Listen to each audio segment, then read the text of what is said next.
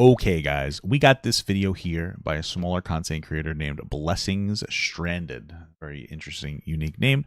And someone sent it in the Discord. And I like the title. Internet culture is a little crazy. That's what it says.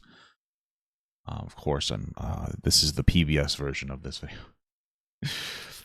But it talks about that's the headline, and I resonate with that because I do think that internet culture is a little bit crazy. There's a lot of problems with it. Everybody's anonymous, so they feel like they could say whatever. And on top of that, and I talked about this in another video, because everyone's anonymous, you take them all to the same level of credibility on everything when they shouldn't be. You'll get a lot of very young people and that'll weigh in on a particular very loaded social topic that requires probably a therapist to weigh in on, and people will be like, no, I'm right, but when you're not, and you see that happening sometimes way too much. But if you put all those people in the room, those 15-year-olds in a room, you'd probably go like, oh, you're probably not the best person to talk about this topic. But if they're on the internet, you don't know that they're 15, and so there's a level of like weird credibility that gets applied to what their perspective is, even if it's wrong.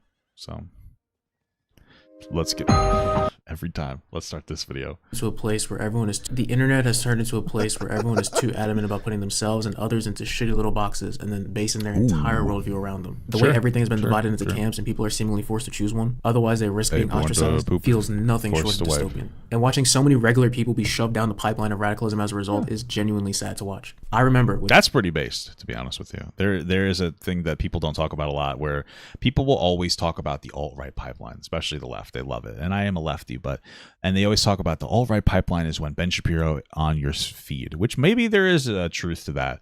Despite the fact that Ben Shapiro hates people like Nick Fuentes, maybe you go from watching Ben Shapiro to Nick Fuentes. It makes perfect sense. All jokes aside, though, no one ever talks about the blame that not listening to somebody's perspective or the impact that could have. Nobody wants to talk about how the guy who asks an ignorant question, without trying to be loaded, they might speak poorly, will be like, hey, I don't get this. And then people will dumpster them and call them like, alt-right and go crazy, and they will virtue bully that person, because that is a huge issue, is virtue bullying. You look at somebody who maybe said something that might be wrong without being poorly intentioned, and instead of engaging with them, be like, oh, hey, this is why this is wrong, or at least I feel this is wrong, because it takes a while for people to change their perspective. You go, you're a horrible person, you deserve cancellation, you're bad, I'm going to bully you into existence. And these people don't really care, right? Like, these people don't actually care about the particular topic that's going on, but what they do want is they like that there is something happening that makes them feel like they can be justified in bullying that person. That's a huge thing. People like to bully people. And they'll be like, oh my God, this person did a wrong thing, so we get to destroy them. That's a lot of it. A lot of these people don't care about what they're talking about. They just like having an excuse to go after somebody and try to cause harm onto them because it makes them feel good and morally justified even when they're wrong. So the discourse is much more important to have than anything else. My own eyes, that there was a time when people And by the way, I want to be clear. There are some times where you need to disengage with somebody. When it gets very extreme, there are some people you can't engage with because they won't be reasonable. They know what they're doing. They know that they're wrong, and they are just pushing like false narratives. And I would say somebody like Nick Fuentes is, Jesus, just fucking spooky, bro. Scared the crap out of me. But most people aren't unreasonable. If there is a person that most people are reasonable and able to have constructive conversation about things, so. Speak up about the increasing radicalization of the public around the time that Trump was running for president. And back then, people would actually agree with the sentiment. You say that shit now, everybody's going to tell you to shut up. It doesn't help either that the internet loves stripping things of its depth and nuance for the sake of painting narratives. Internet culture now, ever since Trump left office, has shifted from a hyperfixation on American politics to gender politics, or rather gender discourse. You cannot go anywhere on the internet without someone saying something that contributes to it. Dude, there's no way. It has consumed the minds of so many. Whether it's the topic of incels, dating dynamics, gender roles, sexuality, male and female nature, or even just the simple fact that women have been the hottest topic on the internet for a few years now. The discourse never seems to slow down, and it's the perfect representation of the four traits you commonly see online: radicalism, tribalism, sensationalism, and a disingenuous nature.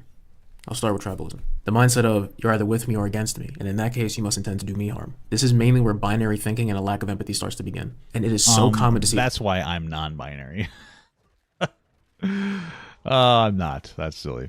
But that was good joke, Papa God. Thank you, thank you, thank you. Opposite sides of the That was same incredible exact stuff. shit covered coin, acting like they're the ones that are better Bro, I and more don't know what I'm civilized, supposed to do to solely kill off this the guy. basis that they're right. Like the conservatives that love calling liberals snowflakes, even though they have complete Is it fucking one? meltdowns over female and minority characters being added in fiction. Or the guys that complain every day about women Come that complain on. about men every day. I think tribalism happens for a few reasons. The How do I first kill is that this because guy? Western society has a much weaker push for community in favor of individualism, a lot of people are lost and aimless. And personally, I Maybe. truly believe that community is one of the most vital factors to a healthy mind and that the lack of one will damage it. So naturally, people will seek out and gravitate towards. What's interesting is I wonder if that's a wet shoot. I don't know how to kill this boss. Like I'm gonna shit in my pants. Do I have to fight these? I don't understand.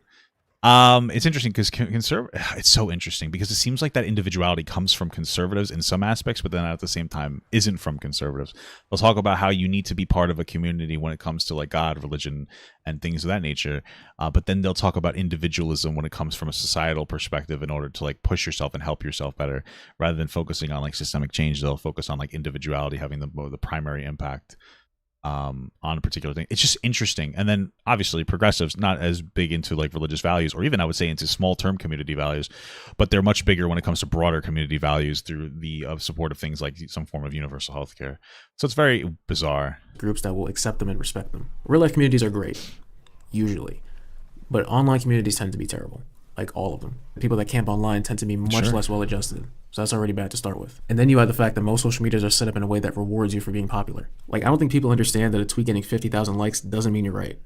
True. It just means that 50,000 other dumbasses found your tweet. The second reason to me, Yeah, is well, the that's fact another that thing with the internet is that it's able to pull a bunch of people together that might be a bit fringe, and it works well for me, right? Because I don't think that like the general society would resonate with me necessarily. So I don't think I could do something small term, at least this type of content in my like local community. But since I do it online, like I have like this channel has like 26,000 subscribers, and that's cool. But that's 26,000 people who watch me regularly enough for me to make a career out of it, and they definitely don't live around me, right? So there's the pros and cons.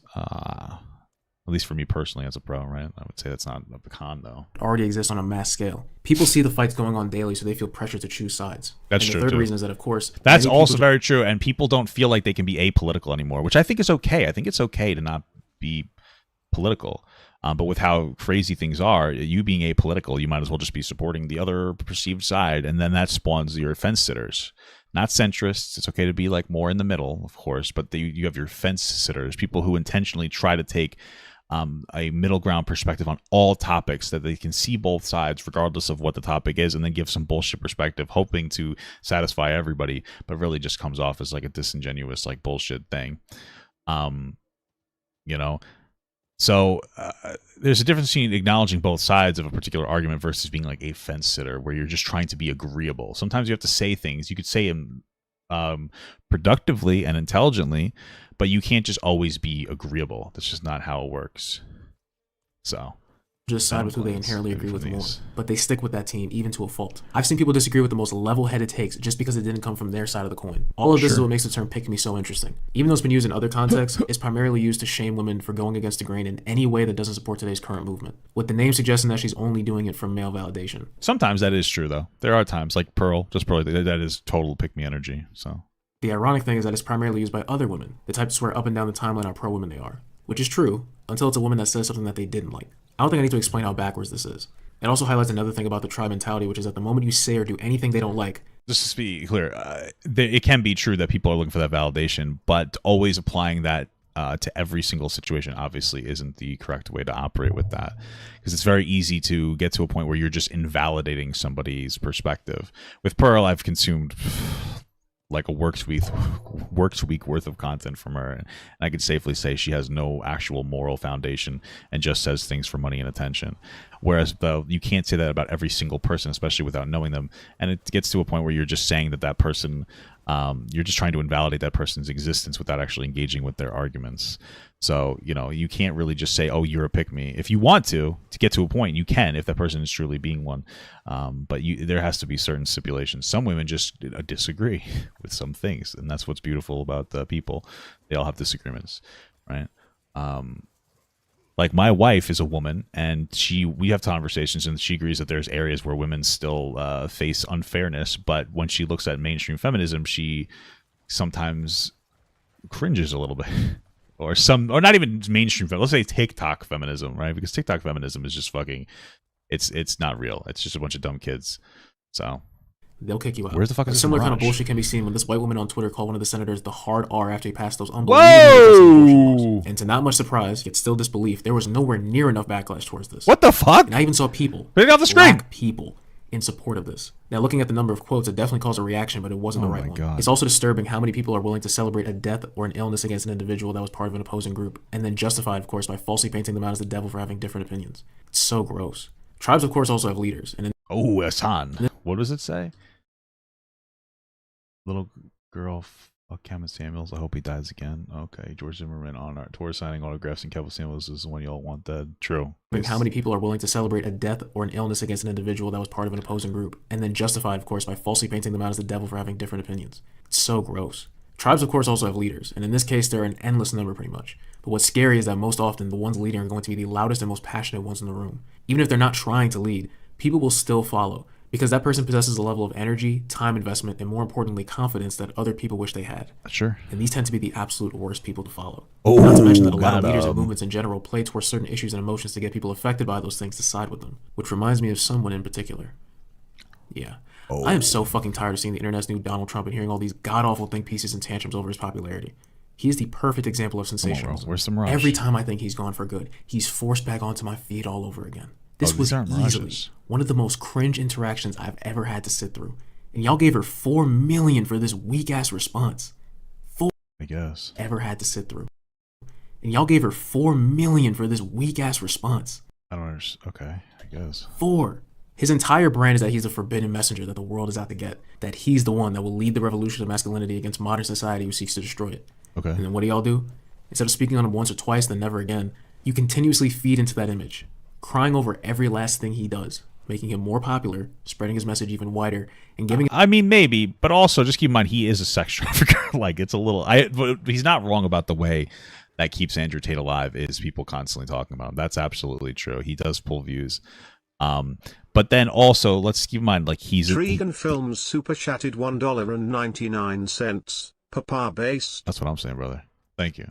But he is, at least if you agree with what he said, he's a sex trafficker, and so like he truly is, I would say, a monster. I would say so. To keep that in mind, you know, it does keep him around more, I guess. But then at the same time, it's good to call him out for being a sex trafficker, right? So let's just keep that in mind. his claims more validity to his audience. You are complaining about the same thing that you are directly contributing to.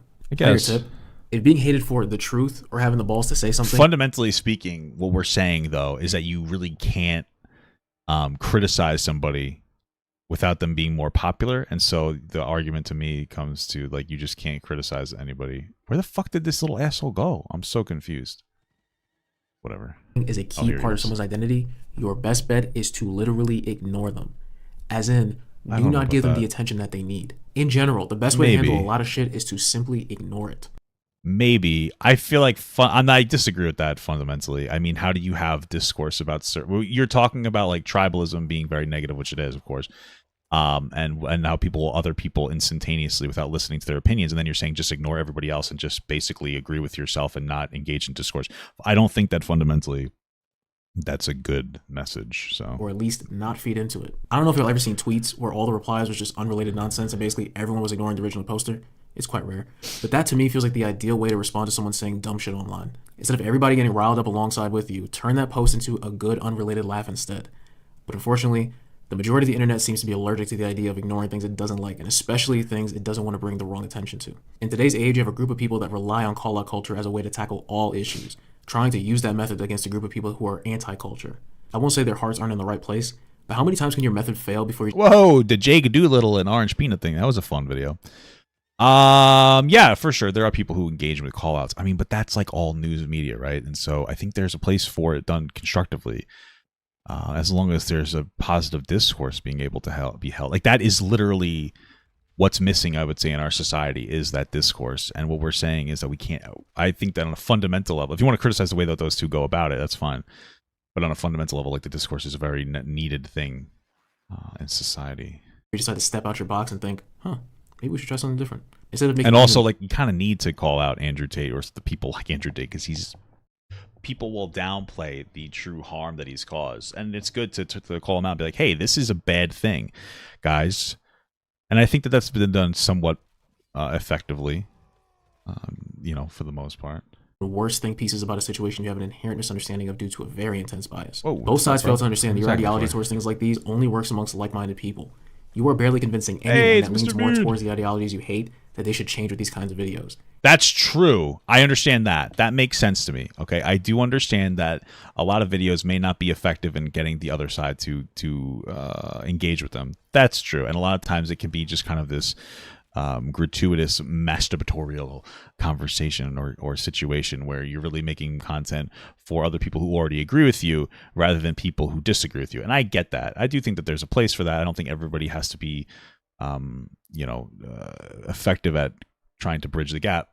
I get what you're saying, but again, there are people who can be effective at that, and I think that is a very there are people who can be effective at that. And so you need to have that discourse. There needs to be some form of a call out. I think it should be proportionate and not charged up and hateful. Tregan Films super chatted $49. Jesus! Bro, you My donate too much money, birthday brother. is today. Well, happy Turning birthday. 20. Sending Very love your cool. way, Papa Gut. Love the content. Thank you so much. I appreciate it. Listen, save your money, your birthday money first. Unless you're a millionaire, that's different. Give me all your money. I don't care. Don't give me all your money. But save your money for yourself, my man. Do your thing. Have a nice birthday. Do some fun stuff, my brother in Christ. You know what I'm saying? Don't go too crazy. Don't go too crazy.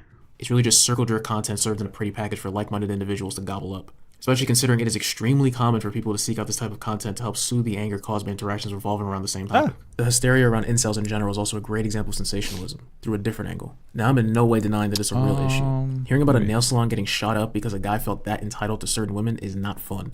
It genuinely hurt my heart seeing this. I can't even imagine the pain that community is still going through from this incident. But seeing people who already have a poor understanding of what they perceive to be incels is annoying, because hysteria is how topics quickly start to lose the plot and become muddied with a slew of misinformation. Not only that, but in this case specifically, it's caused the entire mental health conversation to legitimately regress these past few years, excusing the fact that it wasn't great to begin with. Hysteria is why you'll see people treating every mildly frustrated guy in a comment section as an immediate threat to society, as if that's at all productive. I can't count the number of times I've seen a guy vent about something, even if just briefly, and instead of people trying to help them, they just try making sure that guy isn't thinking about going on a killing spree. Could you show an example of that? Because I've never seen that before, where a guy's like, oh man, I'm struggling a lot. Like, I'm really struggling a lot in a genuine way. And then people are like, oh, don't shoot up a school. I know that that's a very simplistic interpretation, but like, is that a real thing that you see? Or do you maybe sometimes see guys go, women are fucking disgusting animals and they're pieces of shit, and people are like, whoa, chill the fuck out, you school shooter. Because, again, proportionality response or proportionate response is a thing. I've never seen that before, and I could have just never seen it, but I don't, for instance, there are a lot of people that you could consider incels in like Andrew Tate's community, and they don't say like, guys, I'm really struggling. Some people I'm sure do, but a lot of them won't be like, oh, I'm struggling mentally, guys. It's like, oh man, I'm like, women are fucking terrible pieces of shit. And they'll talk about some level of entitlement to their body or something. And that's why you have these massive like incel podcasts like Fresh and Fit that just go on. They tell women who were sexually assaulted it was their fault. They should have chose better women. They don't have any accountability for men. They talk about how disgusting women are, how women don't deserve respect. And it's like, what's the response supposed to be to somebody like that, or somebody who gravitates towards that type of content? Obviously de-radicalization is important, but I don't think it's as simple as like there are some incels who are right-minded, and then, I don't know. I just don't know if I necessarily agree. I've seen the pandemic or epidemic of guys just like, oh, I'm sad, and then people are like, don't kill everybody, It seems to be, something a little snarkier, a little more negative, something that's supposed to be antagonistic to gain some kind of attention. But that's maybe you've seen something different. It would be nice to show it, I think. Like, how the fuck did you manage to take things from a 1 or 2 all the way to 1,000? Maybe. Almost nothing is as serious or dire as the internet paints it out to be. That's Acknowledging true. an unjustified level of That's hysteria around a subject doesn't mean that the subject itself isn't a serious issue. That's true. Like that's absolutely true. There's a sensationalization to a lot of topics in a way that's completely unproductive. Again, words will be misused. Words like grooming will be pushed in the forefront as if everything is grooming, and it'll go fucking crazy. Two things can be true at the same time. That doesn't mean it's not a real issue or that something shouldn't be addressed. It just means that the situation that you think is an 80 might really only be a 50. So you don't need to react like it's an 100. A great example of this are all the people panicking over a 12-year-old saying dumb shit after a breakup, with presumably his older brother calling him an incel in this screenshot, which is insane, and people quoting the tweet with all these think pieces. I'm not saying you should find this funny or amusing, but he is literally 12. People acting heartbroken about how it starts so young, as if 12-year-olds aren't known for saying the most outlandish shit, including racism and jokes about the Holocaust. And I'm not saying no one finds that distasteful either. I don't exactly find it amusing when little kids say racist shit to be edgy, but that's what a lot of 12-year-olds do. I guess, yeah. And we know this. It just sounds like a 12-year-old breakup. Like, who cares? It's just part of life. Yeah. It's why no one makes think pieces and dramatically worded sentences about how these are the kinds of kids that become cops and start killing black people, or that they'll grow up to become neo-Nazis. Now, maybe if a 12-year-old went on a rant about why certain groups of people need to be killed or assaulted, or the things he says seem very obviously passed down to the adults in his environment, then I can understand. And I would agree. But that's not what's happening here. And people be acting so surprised that all these kids have hopped on the discourse bandwagon, and it's so stupid. I'm trying to, like, what did the kids say? It just sounded like it was like, oh, my little cousin was 12. He's going through his first breakup. Don't fall in love. All bitches are clearly lying whores. Oh, that's a little inflammatory. That might be a little much. People saying, like, hey, relax, bro. Like, that might be a little much. I mean, being 12 years old and breaking up with somebody and then calling all girls lying hoes might be, like, I'm not going to have a meltdown over anything, but it's like, that might be a little concerning. That's something to be concerned with. You know, the mom and dad should be like, hey, youngster. Hey, Jonathan. Timmy. What's all of them are whores. Like, listen, not for nothing. But if this was when I was young, if I was 12 and I made a post about how all bitches are lying whores, my mother would smack the fuck out of me. And I think that's okay. You know, I mean, you know, you shouldn't hit people, but sometimes you should hit people. No, you don't. It's a little too edgy, you know, like a parent should be like, hey, you don't talk to women about, like, that's a normal basic thing. That's a reasonable assertion, I think, for what should have happened. So I think that is inappropriate for sure. Posting about how all women are lying bitches and whores is fucking wild. Not what's happening here. And people be acting so surprised that all these kids have hopped on the discourse bandwagon, and it's so stupid. Because kids on the internet don't really have their own culture. They just look at and repeat whatever the late teens and young adults are doing. And just when like all y'all do is bitch bitch about men and women all damn day in spaces where it shouldn't even be happening, what do you think the kids are going to pick up from it? True. Even just 5 to 7 years ago, kids were not talking about this shit because it was boring, like it should be to a 14-year-old. Sure. They didn't feel the need to pick the winning team or anything like that because it wasn't sensationalized and commercialized to a point where they feel the need to do so, to the point that it's unavoidable. And I know hysteria isn't internet specific. The media has been the biggest proponent of mass hysteria for decades. But unfortunately, these outlets don't have to do much of the heavy lifting anymore. And the word incel is a great example of how people lose the plot. It used to genuinely terrify me back in like 2015, because the only time you saw that word being used is when the person legitimately fit the description. It had so much weight behind it. You could literally feel it behind the screen. This was back when it was used on people like Elliot Rogers and users on message boards that thought just like him. Well, yeah, but an incel is somebody who's like involuntarily celibate, who can't get a vagingus, usually because they're very sexist. And maybe they don't shower or they kind of smell. It's really just your average League of Legends player. Really, if you think about it, your average League of Legends player is an incel. That's true. You know that. Men that couldn't find anyone willing to love or have sex with them became chronically mad about it, found other chronically mad men to talk to, and allowed it to sprout into very intense misogyny, becoming radicalized. I remember Roger specifically was a haunting one for me when I was much younger. But now the word gets handed out like CDs in the early 2000s. CDs I see that nuts. shit now, and it means absolutely nothing. CDs nuts in your mouth. Reeks of a chronically online individual. I've literally never seen a well-adjusted human being with an actual life use that word unironically. With the overwhelming... Which one was that? Sorry. I see that shit now. It specifically was a haunting one for me when I was much younger. But now the word gets handed out like CDs, mad about it, found other chronically mad men to talk to. Okay, some of the incel. Absolutely nothing. It fucking reeks of a chronically online individual. I've literally never seen a well-adjusted human being with an actual life use that word unironically, with the overwhelming majority not even knowing what it means. It's genuinely insane to me that we have a word where the spectrum on one end has literal serial killers, and on the other, there's guys that said something you didn't like. And then there's a lot of lonely boys that have some sexist ideology, and they just need a friend. A girlfriend, and that's why I think that we should have government mandated girlfriends for incels. Right? That makes sense. They won't do bad stuff anymore. If only people cared about sound instead of just getting AirPods. What? Hey, incel. What the fuck does that mean? getting airplay because they want to be like everyone else. Okay, interesting. There's everything in fucking between. Do that with Not to Nazi mention a that the lot, abuse too. of this word upholds the exact same ideals that are criticized constantly about masculine culture. Where's the Things other? that I myself don't like either, such as sex for men being perceived as one of the highest status symbols, because I've seen online the way this damages men. And I actually bring this all up to talk about disingenuous nature. You see it on a mass scale. People willing to lie and choose ignorance if it helps their tribe. The intense misuse and misunderstanding of the word incel is something you can rarely call out in most spaces. People will either call you an incel, tell you that person must have done something to deserve that label, or they'll magically switch the definition whenever it suits them and throw a meanings change cherry on top if need be. Oh, what's the definition from you guys' perspective? To me, it's just like somebody who's involuntarily celibate, somebody who generally wants to have sex but like can't. And that's usually because they have some kind of like an issue that's preventing them from doing so, whether it's like toxic beliefs or ideas or bad hygiene, or just a bunch of different aspects of it. Also, yeah, okay. The concept of immediately poking fun at a man's sex life, regardless of how successful it actually is, feels weirdly juvenile. And to anyone trying to make the claim that these people are just using themselves rhetoric right back at them, stooping down to someone's level is not a gotcha moment.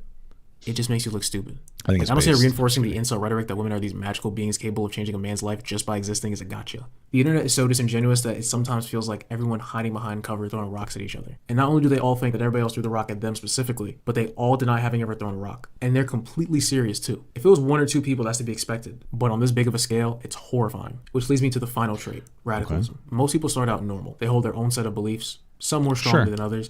For the most part, they're chill about it. And then the internet comes along and shoves a lot of shit in their face. And even when it's not direct, it likely still has a very strong presence anyway. And Sneeko is a perfect example of what happens when you let internet bullshit consume you. Now, even though I don't doubt that a lot of what he turned into is simply for profit, I do believe that a significant amount of it was still real. And his transformation is something I actually saw happen in real time. He went from making decent videos on his journey through life to shouting at a camera, yelling. Well, it's interesting though, because again, before we talked about how like kids don't really have perspectives. They regurgitate other people's perspectives for the most part. And when Sneeko started, he was a kid. And I still believe that's true. There's not, young people don't have a super incredible understanding of what they say, feel, or think. They haven't necessarily explored it. A lot of them are completely enthralled into like an anchor bias where, hey, this is where I heard the information first and this resonates with me. And so I think that that's Sneeko's old content. It doesn't mean he had no understanding of what he was saying, but I think that a lot of it was emulating people that he respected and thought were good. And that was about as deep as it was. And then you get into a point where he started doing that with other people, except they were more provocative, like Andrew Tate. And he was just kind of emulating that. He was just emulating that mentality. Over anyone that disagrees and genuinely embarrassing himself with some of the most bizarre actions. You can tell by the way she's talking that she hasn't been properly got her. Long time. I'm stuck. It's been a while. So she's on the internet making this garbage video, promoting all this feminist garbage to your fucking lonely girls in the comment section. What you really need, Chad, is some yeah, shut up with your feminism. Yeah, come here. That's what you need. And she's gonna go, that's what you need. You need some sense fuck back into you. You can hear it in her voice. She hasn't been properly What I find interesting about this point from Sneeko is, other than the fact that it's like harassing a content creator, is that Sneeko thinks vaginas are gross. He said such with Fresh and Fit, and he thinks that eating pussy is gay. So like it's interesting that he talks about how he can satisfy a woman when it's very clear that just based on the way he's talking, he obviously can't. And I know you could say, well, you're ugly, Pop. You're right, I am ugly, and that's why I have to eat pussy, because if I don't, then I'm, you know what I mean? I'm ugly. I have to go above and beyond. It's called mating strategies, okay? But seriously, like I don't even think Sneeko could satisfy a woman, considering the way he talks about women. He thinks vaginas are gross and eating pussy is gay. Like it's weird. And too long, and now you make no sense. That's what happens, man. From at the very least taking in both sides to stripping everything of its nuance and seeing things in the most binary way possible. He became the perfect embodiment of thinking that just because you're right, there's no way your behavior is just as shitty as the people you criticize. He failed to understand that both himself and the quote woke left are so similar that they're the same, just on two ends of a spectrum. Through Sneeko, we can see all four. Yes, he's anti-woke, right? Like and I'm Uncle Woke. No, he's anti-woke, and that's just agreeing with everything in the I think Destiny was the first one to say it. It's like you're just completely. You will just disagree with anything that is mainstream. That doesn't make you any better than anybody else. That just makes you the same on the opposite side. So I've discussed. An otherwise normal, rational person who becomes increasingly unhinged through the internet. Check. Subscribing to an ideology and following it so intensely that anyone you disagree with must be out to get you, while the people you align yourself with are supposedly the ones that will protect society. Check. Causing hysteria around regular. And that's the thing with like the fresh and fit. Like by this guy's logic, if you think, and that's at least the way I'm interpreting it. If you think fresh and fit are bad, you shouldn't call them out. But I would say specifically, Abba and Breach calling out fresh and fit have, I would say, from a social perspective, reduce their credibility as individuals. And so I think that it's a good thing to call out bad stuff in general, try to get through people's heads that there are bad things, / issues, and painting them out to be significantly more threatening than they actually are. I mean, that's how you enact some kind of social change, by saying, hey, this is a bad thing. Let's enact it. From a law perspective, you might say like, hey, it's bad to hate gay people. Let's make gay protecting laws, instead of just ignoring it. You kind of want to get to the conversation about it. So to be ignorant and knowingly pushing false narratives. He said it 9 times. He literally threatened to R-word my girlfriend. Bro, literally said, I'm gonna R-word your girlfriend. Literally said that. And he said, I'm gonna R-word your girlfriend, bro. This dude said he is going to R-word my girlfriend. Bro, nothing more than saying I'm gonna R-word your girlfriend. Saying you're gonna R-word my girlfriend? He said that? Yes, word for word. I'm going to R-word your girlfriend. Okay, talking shit by threatening my word. Check. Checkity check. It's unfortunate. And let's not forget the added gem of him using the word bot the same way that most others use the word incel. I know that it wasn't necessarily just the internet. He had encountered a lot of the individuals he had seen online in real life as well. But the thing is, his 1-minute podcast proved more than anything that the internet is not fully representative of real life. And yet he still succumbed to its bullshit. Instead of disengaging from it like he should have, he gave. Maybe. I wonder in what way you feel that. Because looking at 1-minute podcast, I don't know the specifics, but like one of the things I have is just a general apprehension about on the street content is the fact that you'll go out on the street for hours and then you'll cut it down to minutes. Hey, I was out for 5 hours today. I made a half-hour video. Okay. How many people did you talk to? 40. How many people did you show in here? 3. Okay. And so it's this interesting thing where I think that a lot, just fundamentally, you can find whatever, if you're looking for something, you will find it.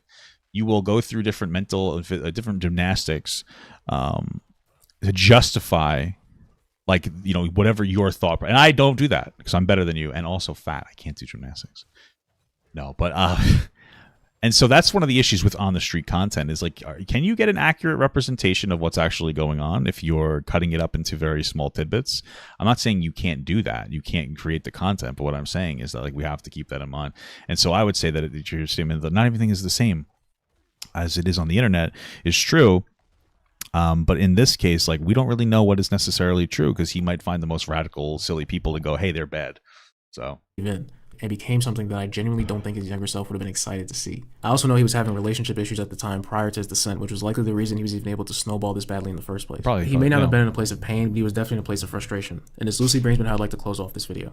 I want you to imagine a young woman. Throughout her life, even at young ages, she was assaulted to varying degrees. She grows up having to see people she cares about go through the same. And from time to time, she sees these experiences on the news as well. And if you think that type of scenario is an exaggeration, I promise you it's not. That woman goes on to carry that pain and resentment that gradually gets stronger with each encounter. So then she signs up for Twitter. And shortly after, her feed becomes littered with people who have gone through similar things as her. But they're much angrier than she is. And on top of that, she's constantly being fed these kinds of experiences. Every other day, it's some kind of news of a woman being victimized. And again, all of this stays with her. And then one day she sees something online that makes her snap a little. And she goes on to say something that maybe she should. Yeah, well, that speaks to like the way that, there will be bad issue or bad things going on. And since we have the media, we could see all of those things. Like there are horrible things happening every day, but to a proportionate perspective on the internet, it makes it seem like that's constantly happening. And I think it instills a sense of paranoia and frustration onto people. So. Or maybe it was poorly articulated. Or maybe something as simple as this image. And then a guy comes in with his own perspective and responds to what she said. He might be offended, he might be concerned, he might be well-intentioned. But he regardless ends up saying something to her that she doesn't take kindly. And so the two start to argue. Now obviously whatever was said. But my point is, that guy didn't even stop to think about the kind of life that she would have had to live to say something like that. Or feel the way she does. And maybe if he did, he would have responded differently. He may have even been in support of her. Because understanding where something really comes from can change the meaning of it. And in addition to that, it might explain why someone like her would react the way that she did. But he didn't see the years of lived experiences that led to that statement, the things that stuck with her. And maybe if he did and understood it, he would have reacted Anthony differently. Super Or rather, chatted be more $2. Been watching for years. I love you, Papa. Keep it up. Thank you. I appreciate that. Thank you. I love you. sensitive with his approach. But like I said, at this point, they're arguing. And all that does is make the girl a more defensive, more angry, and more resentful person, with her patience being lowered even further. Now let's flip this. Imagine a young man. He goes through his entire life being ignored, denied the privilege of having certain experiences because he's not enough of a person to most people. And on top of that, he has personal issues of his own that he has no emotional support to get through it with. He sees the way that men's issues are treated in this world, and so he feels ignored even further. Maybe he's depressed, maybe he's not, but overall he is not happy with his life. He wishes he could have more. He wishes he could be someone else. He wishes he could be someone that people cared about. So then one day he stumbles onto self-improvement, and now he finds himself consuming what would be considered red pill content. And the figures he watches maybe legitimately find people to seek guidance and comfort in, but he sees them being constantly scrutinized simply for existing. So one day, well, what? Not for nothing, but like I haven't seen good red pill content, at least not the mainstream stuff. Fresh and Fit, Andrew Tate are worthless garbage. I mean, they promote women getting abused. Again, Fresh and Fit will tell women that who said that they've been sexually assaulted that it was their fault and they should have chose a better. Like we're at a point where Myron quite literally will tell girls they can only come onto his podcast if they'll have sex with him. Like these are bad people. And so maybe there are good red pill people, and sure, it's good to go to the gym, and that's a great message. But when it comes with also women don't deserve respect and the same capacity as a man, and eating pussy is gay, Anthony super chatted $2. all these other things, I hope it happen. Thank you so much, Anthony. I'm watching for years. I love you, Papa God. I love you too. I don't know if it went through yet. Did it go through? Anthony super chatted Did we hear this? $2. Been watching for years. I love you, Papa. Keep it up. I love you. Thank you so much. Yeah. He sees something that But makes him give my want to point. speak up and defend the idea of self-improvement. Or Okay. maybe he speaks up when it's like to be the average male. Or maybe he just provides an unpopular insight into something. And then someone comes in with their own perspective and responds to what he said. They might be offended, they might be concerned, they might be well-intentioned. But regardless, they say something that he doesn't take kindly. Okay. And so the two start to argue. And obviously, whatever was said was said. But again, that person didn't even stop to think about the kind of life that man must have lived to say something like that or to feel the way that he does. They didn't see the What did years he of lived say? experiences that led to that comment, the things that stuck with him. And maybe if they did Okay. or even cared, they would have responded differently and be less ignorant with their approach. They may have even been in support of him. But like I said, they're arguing. And all that does is make the guy more defensive, more angry, Sure. and a more radicalized person, with his patience being lowered even further. And now to tie it all together, imagine that the scenarios I just painted was the origin for what they would turn into as time goes on. Imagine that these types of interactions is what started them down the path of radicalism, tribalism, sensationalism, and a disingenuous nature. Because Sure. this is how a lot of people fall down pipelines, whether you like to admit it or not. It's all one big snowball. And For sure, absolutely. And for me, that's why I don't think that Twitter discourse is productive. But I will say, from my own experience, I'll make a very thoughtful video, or at least what I think is thoughtful, going through different things, showing different information about how bad particular people are, even when it comes to red pill. And people aren't interested sometimes. You'll sit here and you'll show a clip of Myron telling a girl who was sexually assaulted that it's like her fault, she should have chose a better man, and I'll be like, that's really bad. Like, that's not holding men accountable. And then the comments will say something like, oh, well, you're fat. And it's like, okay. It's like, that is true. But Myron is also a rape apologist, right? So we have both of these things can be true. There are some people who, unfortunately, are never going to be interested in meaningful, positive, constructive discourse. And sometimes red pillars are some of them, and it's unfortunate. Yeah. Anthony scenarios super we- chatted $5. Thank you so much, brother. I really appreciate it. I appreciate all the donations. Here you go. Mwah. people who lived a lifetime of pain that both feel like their lived experiences weren't being respected in those interactions. And keep in mind, the original And I comments just want to say, because I understand what he's saying, but also let's keep in mind that the first girl was like horribly assaulted in his scenario his entire life, and the second guy was just kind of lonely. And I do feel like loneliness is bad, and it can really eat away at you and destroy the way that you feel as a person. And I understand that. But I will say those are two very different experiences that people engaged in. So I just want to keep that in mind. are being made were being done in a more vulnerable state already. But the movements that are attached to these ideas, the movements that have hijacked them for their own benefit even, has warped these two individuals into hating each other and convincing them that they are direct threats to each other's well-being. Men wanting to level up in life, be respected, and make things better for other men in the same position that they were in should not be any kind of threat to you. Nor should women Sure, want... but again, red pill, from everything that we've seen, is not that. That's not what red pill is. It's not leveling up like fucking content. It's like it's very intense, like sexist content. It's not good from what I've seen. Maybe there's some good red pillars out there, but I haven't seen them yet. So most of them seem to just get off to just disrespecting women. They're older men who don't seem to be able to find a partner in a long-term capacity because they are emotionally unavailable and unable to commit to anything. They have like impulse control problems, and I get it. I'm fat. That's an impulse control issue, but they aren't able to. They'll just say when it comes to a man cheating, they're like, well, that's just in a man's nature, which is an impulse control problem. So I feel like let's not downplay too much of this situation. Like I think it's good to be reasonably headed and engage with people like they're humans, but sometimes it's also okay to call a spade a spade. And I think that, you need to be strong in that as well. It's good to appeal to both sides, of course, in different ways, but also I feel like this is being a little too charitable to specifically not the people who follow the red pill content, that's fine, but to the people to the red pill content. So yeah. And you played Fresh and Fit and Andrew Tate, so those are good examples the world of worthless, shitty people. Itself to be a safer environment for them. These core ideas literally have zero correlation between them. None. There is no reason why that man and that woman couldn't have been good friends or lovers even. But again, these movements and the dumbest of the bunch have convinced you that anyone wanting these things are out to get you. If you couldn't already tell, the point of these two stories is to make you realize that you don't see everything that led up to a certain comment or a tweet or a post somewhere. And while it may not excuse what's being said, it should at least make it much easier to personally disengage from this type of stuff that would otherwise be upsetting. When I realized too that the people arguing and giving their shit takes online are not representative of anyone I've actually met in the real world, the people that have positively affected my life, I stopped caring. Okay.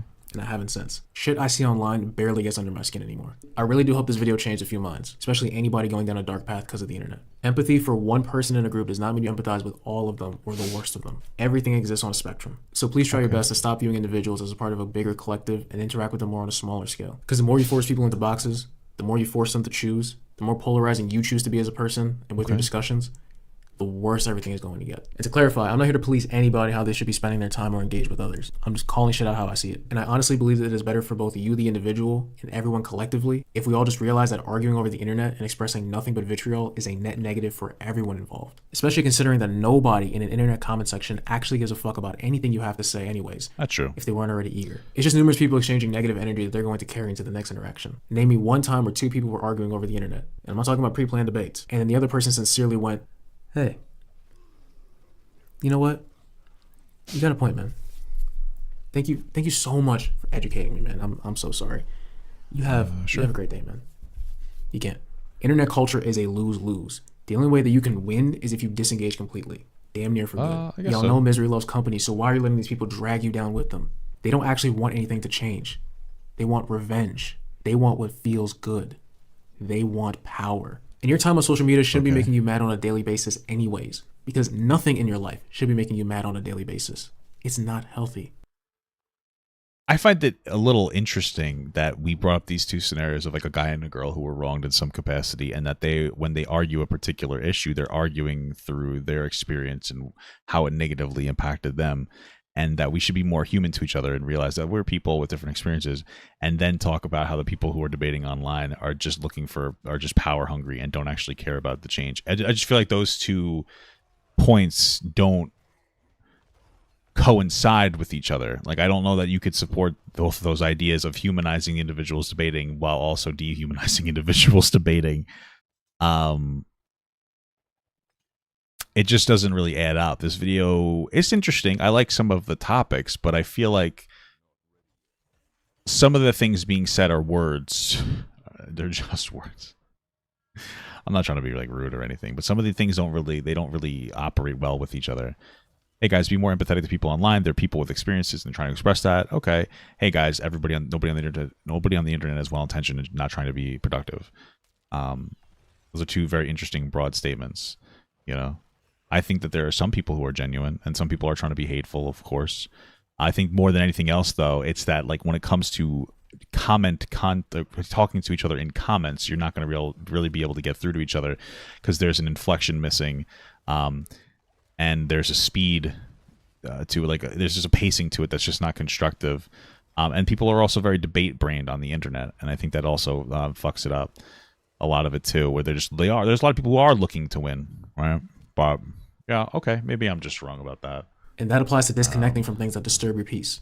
Maybe I'm just like wrong. News. I don't know. You don't need to know about every last murder, rape, robbery, etc. That's happens. True. You could be tapped in enough that you don't miss anything majorly important, but not so tapped in that the shit takes up more than a few minutes. Yeah, like when Disney is going to release their holiday schedule. You know whether or not you're the kind of person who looks at Twitter news for 5 minutes and moves on, or 5 hours and arguing. Back when I was losing my shit a year ago, the internet itself was a big factor. Not as major as everything else going on at the time, but the shit I was seeing was warping my sense of reality bad. And I was seeing shit that was fucking my brain up. Like, I literally saw a gay guy speak up about a woman being homophobic at a club or some shit like that on Twitter, and nearly all of the responses was just even worse homophobia. People telling him that he should literally die just because he criticized a woman. I'm also aware that a lot of the internet's worst traits are not internet-specific things, but the internet is a very unique landscape that allows for things to exist in and escalate to its most intense forms in such weird vacuums, which is dangerous. Most people seem to go through life subconsciously trying to find boxes to willingly put themselves in. It's okay to just take whatever you want from each box and create your own. Or more likely, Stay in a box for a while to figure it out and then take whatever you like from it and leave. Untangle ideas from whichever side you find them on. It almost sounds like a myth that someone could hold both liberal and conservative values, but I can assure you it's very much possible. You can believe the things you believe in, support them and defend them.